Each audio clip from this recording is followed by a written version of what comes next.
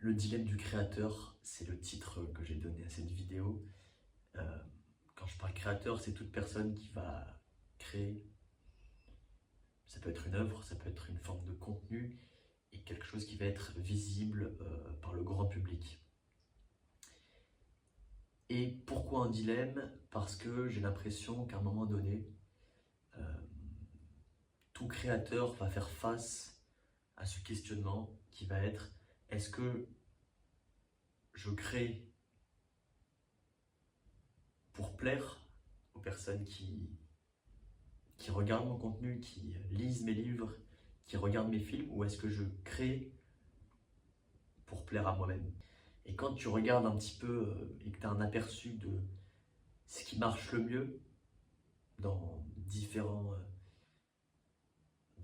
formes d'art, euh, tu peux penser à la littérature avec les best-sellers, les films avec les blockbusters, la musique avec toute la musique commerciale, mais aussi la vidéo avec les vidéos plus type divertissement, à la MrBeast, on peut les appeler comme ça.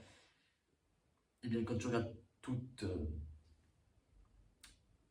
cette forme de contenu, tu peux te poser la question: est-ce que c'est ce qui est le plus qualitatif? J'aurais tendance à dire que pas forcément. En tout cas, dans les exemples que j'ai donnés, c'est pas forcément les blockbusters qui vont être les films les plus poignants, qui vont être les films les plus enrichissants, mais ça va être ce qui marche le mieux. Et du coup, là où je parle de dilemme, ça va être ça va être de se poser la question: qu'est-ce qui va te contraindre à, entre guillemets, sacrifier ce que tu as envie de faire pour faire quelque chose qui va plaire? Et ce dilemme, moi je me pose un peu la question en me demandant: est-ce que il vient au bout d'un moment quand ça marche pas forcément, ou est-ce qu'il vient dès le début? En tout cas, il y a un élément qui va faire qu'un créateur va choisir la direction plutôt euh, commerciale, je dirais, c'est-à-dire avec des fins, des fins financières pour faire de l'argent. Ça va être cette contrainte liée à la performance. Ça va être de vouloir créer quelque chose de performant, que ce soit pour gagner plus de statut.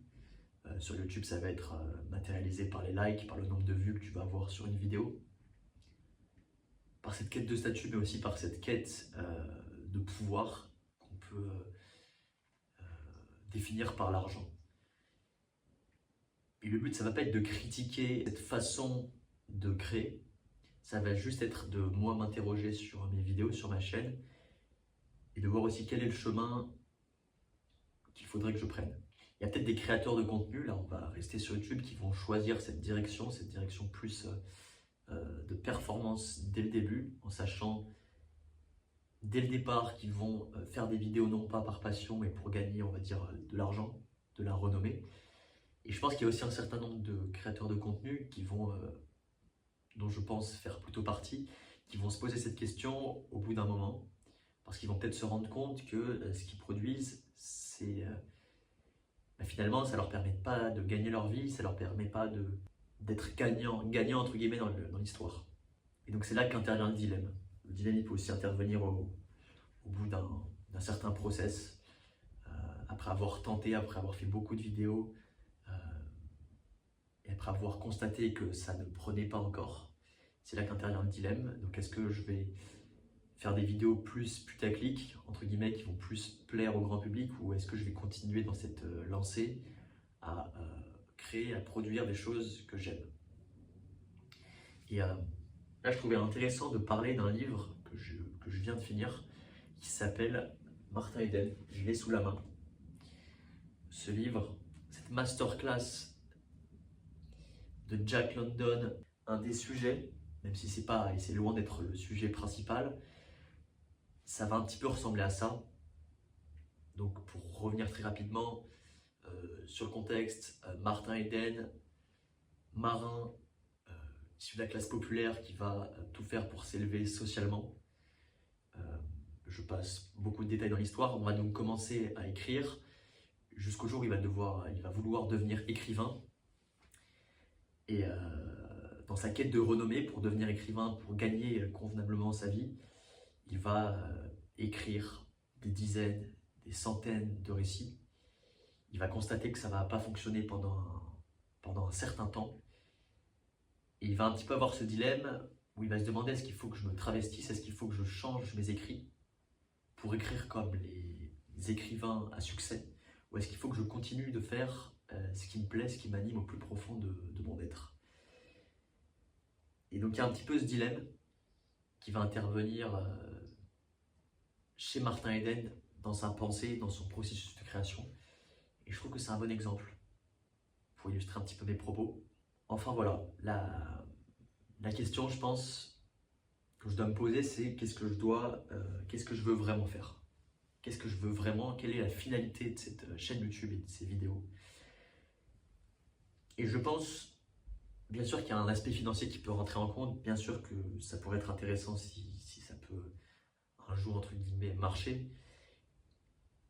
Mais je pense qu'il y a aussi quelque chose, c'est que l'objectif principal, c'est quand même d'inspirer.